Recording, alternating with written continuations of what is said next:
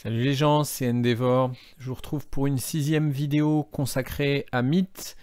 Cette fois-ci, je vais aborder un petit peu tous les points, soit que j'ai oublié, il y en a juste un, soit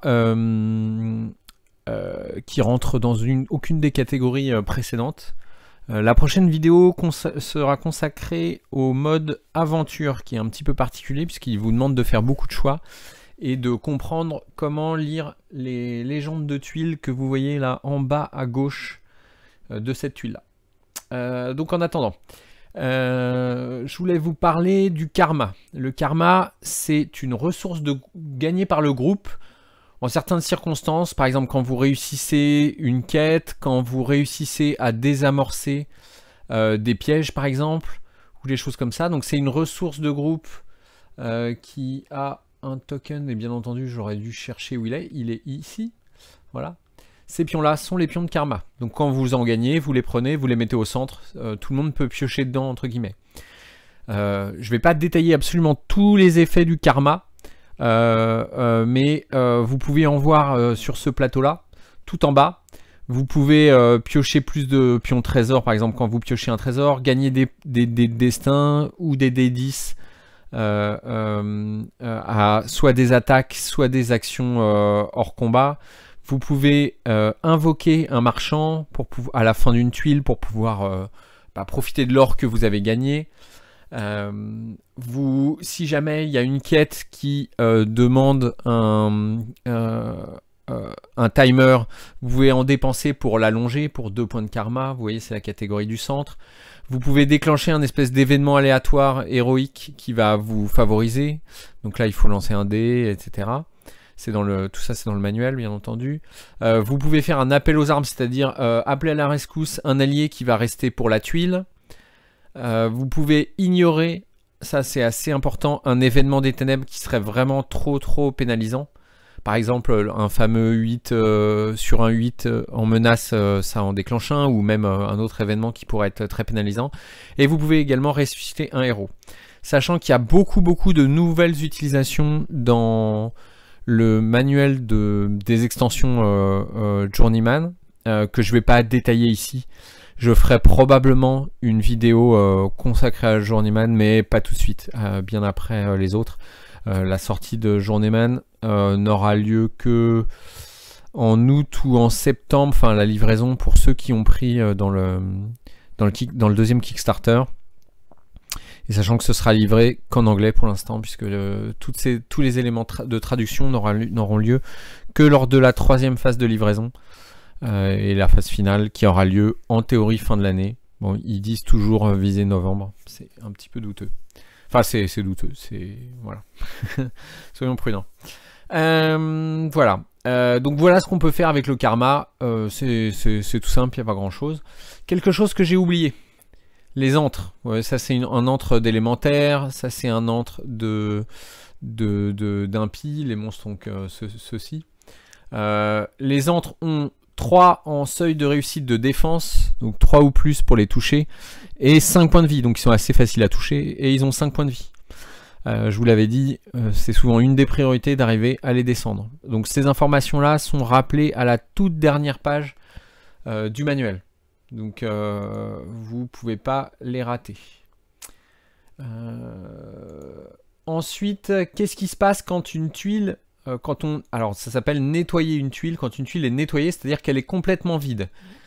Une tuile est vide quand elle n'a plus de pièges dessus et qu'elle n'a plus d'ennemis. Première chose à faire, il va falloir résoudre la quête en cours. Alors la quête, c'est uniquement en mode, je l'expliquerai bien mieux, uniquement en mode... aventure, pardon. Vous avez ces cartes quêtes là. Quand la tuile est vide, quoi qu'il arrive, il faut lire les résolutions du dessous. Donc par exemple celle-ci, s'il y a au moins un pion toile sur cette carte, on fait la partie verte. S'il n'y a pas de pion verte, s'il n'y a pas de pion toile, pardon, on fait la partie rouge. Ça veut dire que si on a vidé la tuile avant d'avoir réussi la quête, entre guillemets, c'est le moment d'évaluer les quêtes. Deuxième chose qui se passe, votre menace revient automatiquement à 0. Voilà. Donc, puisque en fait les choses se calment pendant quelques instants, ça revient à 0. Les points d'action ne reviennent pas à 0 automatiquement. Ensuite, vous allez éventuellement, suivant l'icône des tuiles ou ce qui est écrit dans le module, vous allez peut-être pouvoir rencontrer un marchand.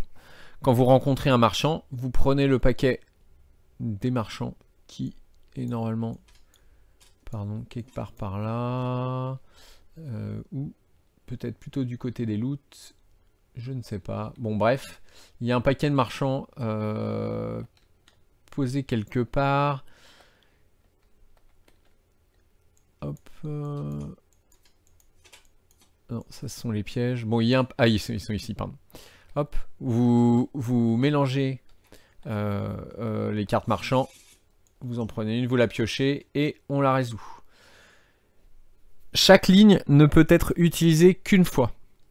Le coup qui est marqué, la couleur du marchand n'a pas d'importance, c'est juste des catégories de marchands qui donnent des loots plutôt verts.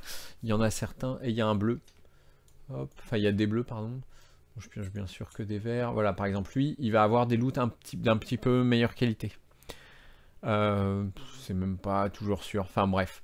Donc, chaque ligne, là, par exemple, on ne peut acheter qu'une seule potion de vitalité. On ne peut pas l'acheter plusieurs fois. Il y a certaines cartes marchands, surtout dans les extensions, qui peuvent être utilisées plusieurs fois, mais c'est écrit à côté de la ligne. Donc, vous ne pouvez pas vous tromper. Donc, la potion de vitalité vaut 2 ors. La potion de concentration vaut 2 ors. Ensuite, vous piochez une carte trésor verte. Voilà, on pioche 3 cartes trésor vertes, par exemple, dans celui-là. Et le coût d'achat est écrit, bon, par exemple pour les verts, bon, ou pour les, c'est pareil. Hein. En bas à droite, vous avez 8, 4. 8, c'est la valeur d'achat de l'objet. 4, c'est la valeur de revente. À droite, c'est la valeur de revente. Ce marchand-là peut tout à fait racheter un de vos objets qui ne vous servirait pas. Les objets marrons ne peuvent pas être vendus. Ils n'ont pas de... Comme ils sont gratuits, entre guillemets, ils n'ont pas de valeur. Quand ce sont les objets qui sont écrits là, si vous les avez déjà, bah, vous ne pouvez pas les racheter, bien entendu. Et la couleur est écrite. Donc le tome ancestral est un objet vert, le calice est un objet vert, etc. Celui-ci permet de piocher une carte trésor bleu et de l'acheter au coût qui est marqué. Vous pouvez également avoir ce qu'on appelle des caches au trésor ou des caches d'or. Alors ça, c'est expliqué dans le manuel, à la toute dernière page du manuel. Vous avez un petit diagramme. Généralement, tous les joueurs, tous les héros doivent lancer un dé. Et suivant le résultat de dé, ça donne des bonus correspondants. Encore une fois, soit la tuile, soit le scénario, le module, va vous dire de le faire. Ok, dernière règle relative, bon, il faut bien entendu à ce moment-là, si vous faites un module, allez lire la conclusion du module. Vous avez dans les modules des paragraphes avec un symbole spécial qui est expliqué en première page, enfin en deuxième page du manuel parce que c'est pas la carte titre. À ce moment-là, vous lisez cette partie-là. Ça permet d'avoir une petite explication sur ce qui vient de se passer. Oh, le dernier ennemi tombe et il laisse tomber ceci, ce qui explique pourquoi vous avez un trésor. Ou alors, oh, il y a un marchand qui débarque. Généralement, ça explique plutôt bien ce qui se passe. Ensuite, qu'est-ce qu'il faut faire? Il faut mettre en place la tuile suivante. Donc, vous allez regarder dans le manuel. Quelle est la tuile qu'il faut faire. Vous allez la poser là où on va vous l'indiquer, en mode module, hein, bien entendu, j'expliquerai un peu mieux pour le mode aventure. Vous la posez à côté, vous mettez tout ce qu'on vous dit de poser dedans. Ensuite, vous lisez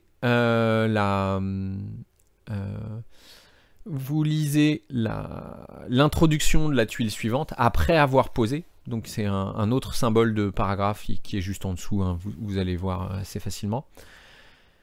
Et là, vous reprenez le tour comme il l'était. Si vous commencez votre tour sur une tuile vide, donc admettons qu'il y ait personne, que ça ce soit ma tuile, enfin ça ce soit la tuile que je viens de vider. Admettons, hein, voilà, on dit qu'on se remet là. Là, c'est un cas particulier parce que c'est... Merde, mince. C'est pas ça. Voilà. Si on commence le tour sur une tuile qui a été vidée, c'est-à-dire vraiment qui était peuplé et qui a été vidé ensuite. Sur ce scénario-là, si vous regardez, ces deux tuiles-là n'en font en réalité qu'une, hein, donc ça fonctionne pas là, mais voilà, admettons je commence mon tour ici. Je peux dépenser mes 2 points de mouvement pour commencer au début de mon tour, pardon. Je peux, si vous commencez votre tour sur une tuile vide, je peux en gros utiliser tout mon mouvement pour me déplacer automatiquement au début de la prochaine tuile. L'intérêt, c'est de ne pas passer 3 tours à courir comme un con, faire 1, 2, ok, 1, 2, ça servirait à pas grand chose de perdre tout ce temps-là. C'est une option, vous n'êtes pas obligé de le faire, vous pouvez toujours avoir quelqu'un qui fait ça. Sachant qu'une fois que la tuile d'à côté est posée, il faudra quand même regarder, si jamais vous déclenchez un tour des ténèbres, il faut quand même que vous déclenchiez, que vous vérifiez qu'ils ne sont pas actifs.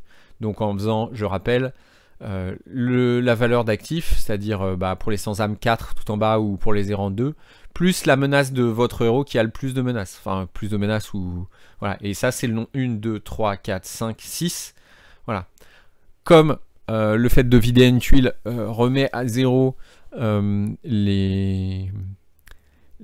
ça s'appelle, la menace de vos héros, il y a généralement peu de chances de les déclencher tout de suite, enfin qu'ils soient actifs tout de suite, même si vous déclenchiez un tour des ténèbres. Alors, la menace, enfin la progression des ténèbres, pardon, excusez-moi, n'est pas remise à 0 automatiquement. Elle n'est pas remise à 0 automatiquement. Alors, certains joueurs pourraient tenter de un peu abuser du système en jouant une carte pourrie de loin, même par exemple si vous êtes genre à 2, de jouer des cartes un peu pourries qui servent à rien pour monter à 6 avant d'atteindre la tuile. Très honnêtement, nous on le fait pas, on trouve que c'est pas hyper fair play, c'est pas génial. Sachant que pour jouer une carte attaque, je sais pas si je l'ai dit, il faut absolument avoir une cible. Vous pouvez pas attaquer dans le vide et jouer des cartes qui valent des points, il faut jouer forcément des cartes qui ont des effets. Attention, vous ne pouvez pas non plus...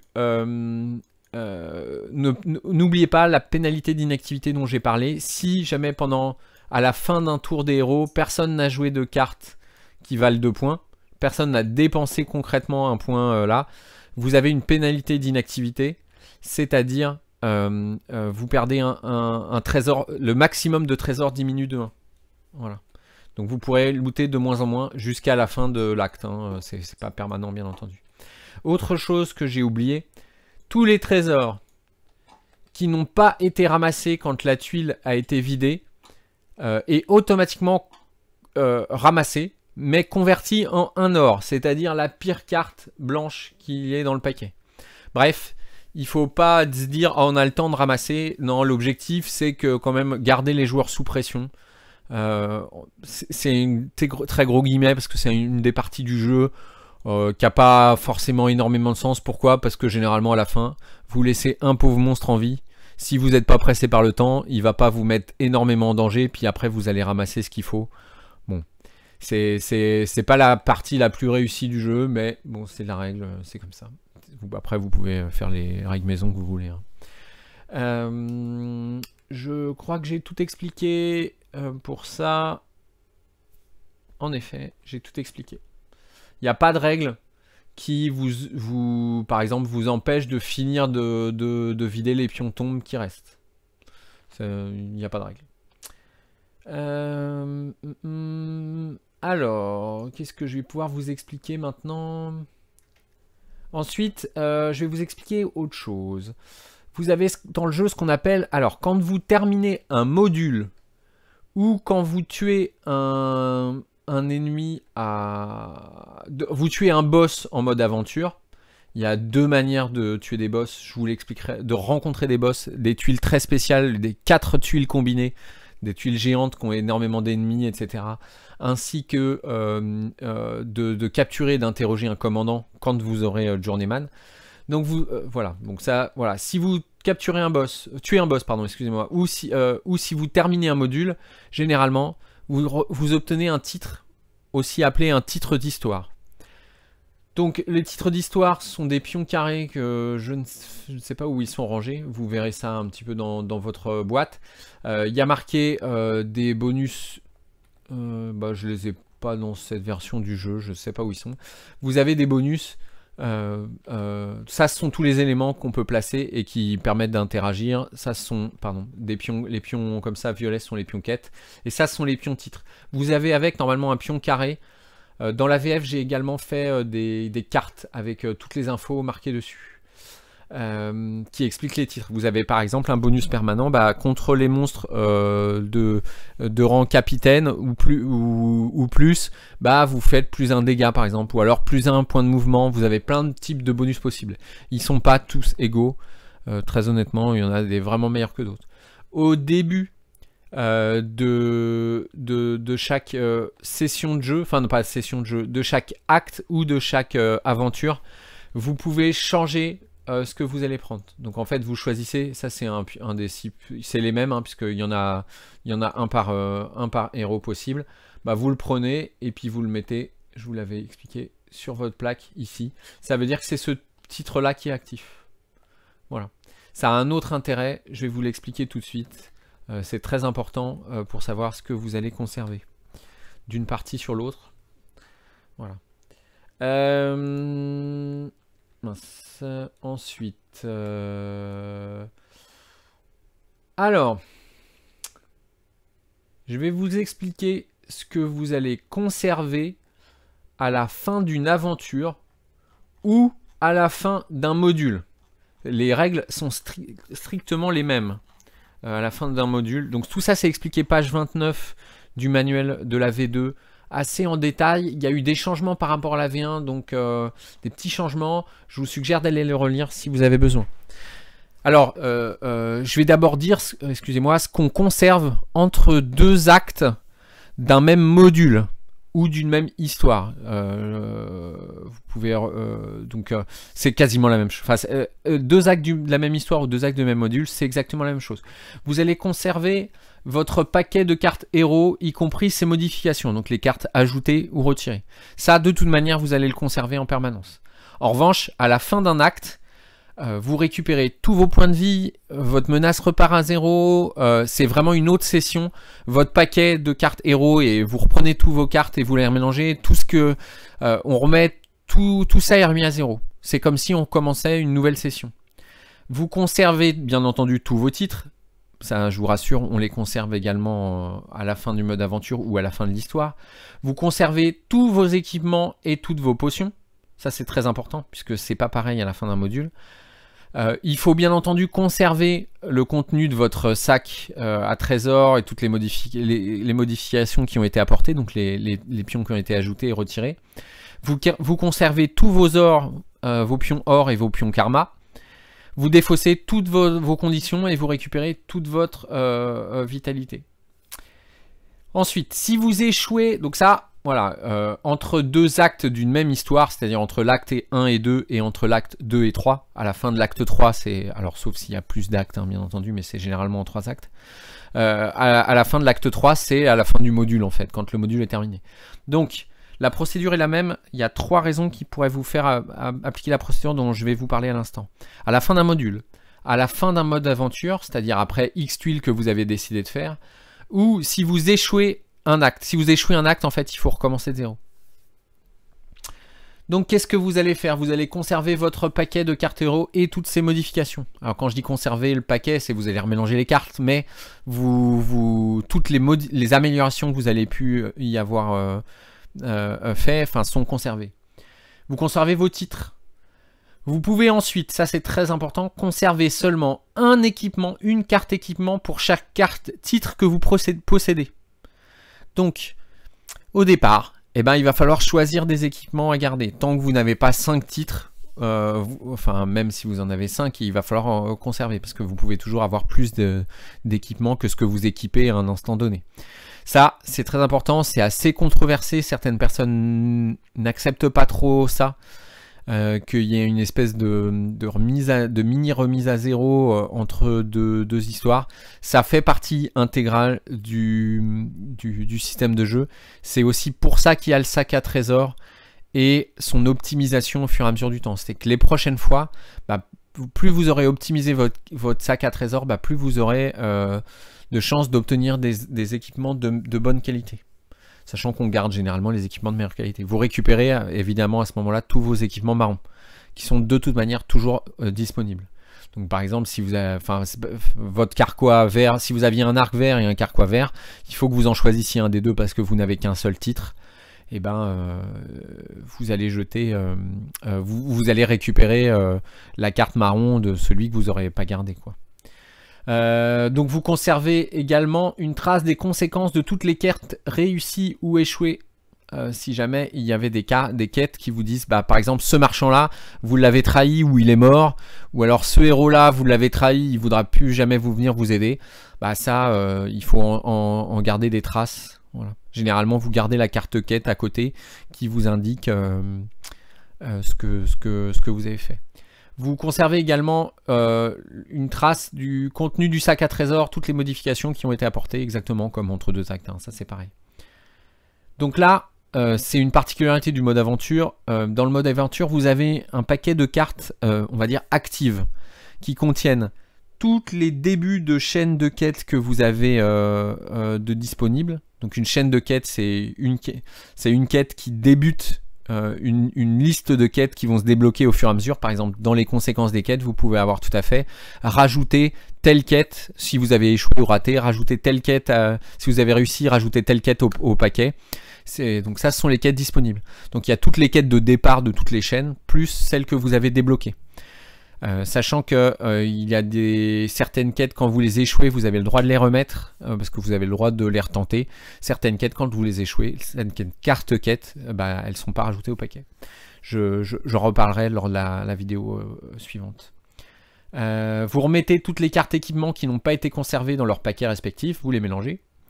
Sachant que ça c'est généralement entre deux sessions de jeu hein, qu'on fait tout ça, mais bon, même si vous faites deux actes dans la même session de jeu, bah, il faut quand même faire ça. Vous défaussez également toutes vos potions, vos pions or, vos conditions et vos karmas. Donc toute cette partie là, à la fin d'un module, je vous ai parlé de deux actes il y a 3 secondes, ça n'a aucun intérêt. À la fin des modules ou à la fin des aventures, c'est-à-dire des parties libres, hein, j'ai l'impression que je vous ai réexpliqué ça 15 fois, je suis désolé. Voilà.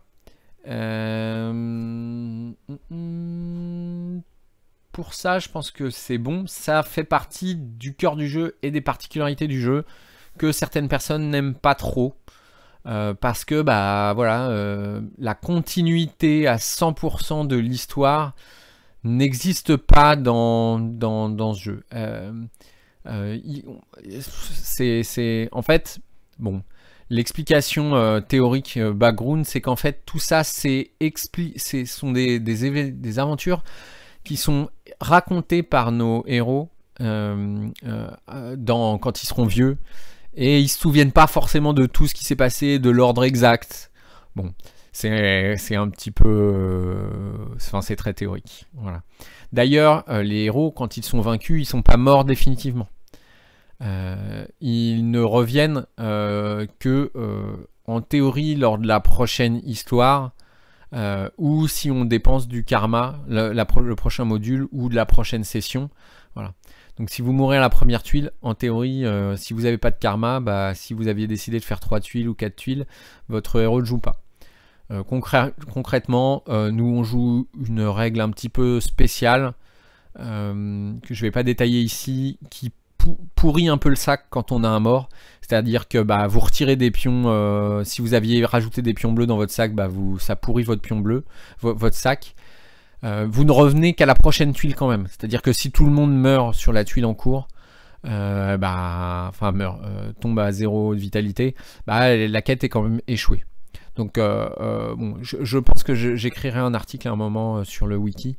Oui d'ailleurs, bon, j'en parlerai à la fin de cette vidéo. On a un wiki mais qui n'est pas très mis à jour, qu'il faudra qu'on mette à jour pour la sortie des extensions, etc.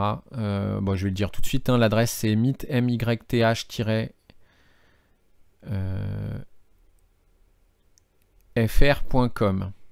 Voilà. Désolé, hein, j'ai eu un trou de mémoire. Je vais y remettre toutes ces vidéos, je vais y mettre les liens vers un peu tout ce qu'il y a à télécharger. D'ailleurs, le premier module en français, qui est, dont j'ai parlé dans les vidéos précédentes, qui est Fury of the Fireborn, est disponible sur notre wiki, qui est tenu par Expectral et moi, qui est mon co-traducteur principal, on va dire. Ensuite, donc les cartes marchands, je les ai expliquées. Ensuite, je vais finir par les cartes pièges, parce que les cartes pièges, hop, pardon, comment on lit une carte piège? Alors ça, vous allez pouvoir en croiser, soit si sur la tuile que vous avez rencontrée, vous avez un symbole piège. Sur celui-là, il n'y en a pas. Et sur celui-là, on ne voit pas les icônes puisqu'elles sont de l'autre côté de la tuile. Oh, attendez, on va faire un truc. Hop. Hop. Ah bah non, sur cette copie-là des tuiles, je n'ai pas toutes les... Je n'ai pas les icônes. Bon, c'est pas très grave. Il y a un symbole qui est ce symbole-là, pardon. Celui qu'on voit au dos.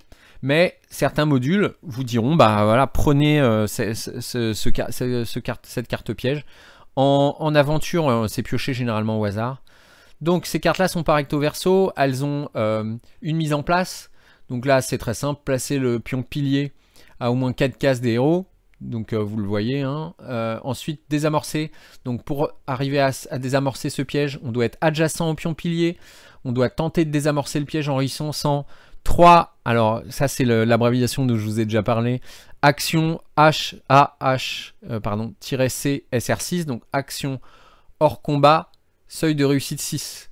Donc il faut faire 6+ sur 3 actions hors combat. Elles n'ont pas besoin d'être les unes juste après les autres. À chaque fois que vous en réussissez un, vous mettez un petit pion quelque part pour vous en rappeler, sur la carte par exemple. Et voilà. Donc plus vous allez mettre de temps à réussir ces actions-là, plus le piège va avoir le temps de jouer. Ensuite, comment le piège s'est joué, c'est expliqué en dessous. Lors de chaque phase de bilan, le pion pilier touche un héros à portée 3. Donc à 3 cases ou moins, je rappelle, sélectionné suivant ses priorités. Ses priorités sont écrites en bas. Portée 3, priorité. D'abord, un héros qui aurait nature comme mot-clé, comme attribut, donc l'archer. Celui qui aurait le plus d'équipement, si c'est à égalité, ou si, par exemple, personne n'a le mot-clé nature et n'est pas apporté, parce qu'il faut bien entendu toujours être apporté. Et ensuite, le plus proche, si jamais tout ça c'est égalité. Et il y a toujours le 4e paramètre qui est celui qui a le moins de vitalité et le 5e paramètre qui est au choix des joueurs. Voilà. Sachant que ça se joue toujours dans tous ceux qui sont à portée 3. Donc si vous vous approchez pour désamorcer le piège, vous allez être à portée, hein, probablement. Voilà. Et ensuite, vous lisez tout, cette attaque, et ensuite saute 4 fois sur un autre héros, ça rebondit de héros en héros. Chaque saut doit... Bon bref, tout est expliqué ici. Et tout en dessous, vous avez un type de piège, rencontre, etc. Très honnêtement, ça n'a pas d'impact sur le jeu. À moins qu'un jour, en effet, vous dise piocher au hasard un piège de type rencontre ou de type... Ça c'est pas ça que je cherche. Ou de type rencontre aussi. Ou de type spécial. J'ai pas vu, ou de type événement. Je n'ai pas vu pour l'instant de piège. Alors les pièges c'est quoi, hein? Ça va être à la Indiana Jones, c'est un rocher qui va vous tomber dessus, des murs qui vont se rapprocher, un ennemi spécial un peu magique, un pilier comme ça qui va vous faire des éclairs, qui va vous cracher du feu, bon, etc. Ensuite, à quel moment il faut l'activer? Parce qu'on ne sait jamais. Normalement, c'est toujours pendant l'étape de résolution des pièges de la phase de bilan, mais certains pièges pourraient être spéciaux. Désamorçage 3 fois SR6, donc bon, j'ai pas remis action hors combat SR6. Portée 3, effet 1 de dégâts et saute 2 cases 4 fois, ça c'est juste un rappel de ce que j'ai écrit en haut. Hein. Et ensuite la fameuse récompense, 2 points de karma et 2 potions au choix. Voilà. Restriction de tuiles, aucune, c'est-à-dire que ça peut être mis sur des petites tuiles, des grandes tuiles, etc. Voilà, je crois que j'ai expliqué toutes les règles qui vous serviront en mode module. J'espère très honnêtement que je n'ai rien oublié. Si c'est le cas, j'en suis désolé. Je fais un petit tour des éléments, des composants du jeu. Donc ça par exemple, vous voyez l'icône en haut à droite, c'est l'icône de quête. Normal, c'est un début de quête. Et celle-ci, c'est, avec les petits maillons, c'est une suite de quêtes. Donc par exemple, si je fais la requête de la tisserande et que je réussis, je peux ajouter ensuite la quête dégager la voie au paquet de quêtes. Donc donc ça c'est le paquet de quêtes en cours. Donc ça je la cherche ici et je la rajoute dedans. Pour sélectionner, bon j'en parlerai dans le mode aventure, une quête, vous pouvez soit la choisir au hasard si vous savez pas trop quoi faire, ou alors décider on va tenter la chaîne de quêtes de tel type, voilà, et puis se lancer dedans pour essayer de la terminer. Donc ce paquet là de quêtes en cours est conservé d'une partie sur l'autre. Voilà, c'est tout pour aujourd'hui. Je vous ferai la prochaine vidéo sera consacrée au mode aventure. Je vous dis à bientôt les gens.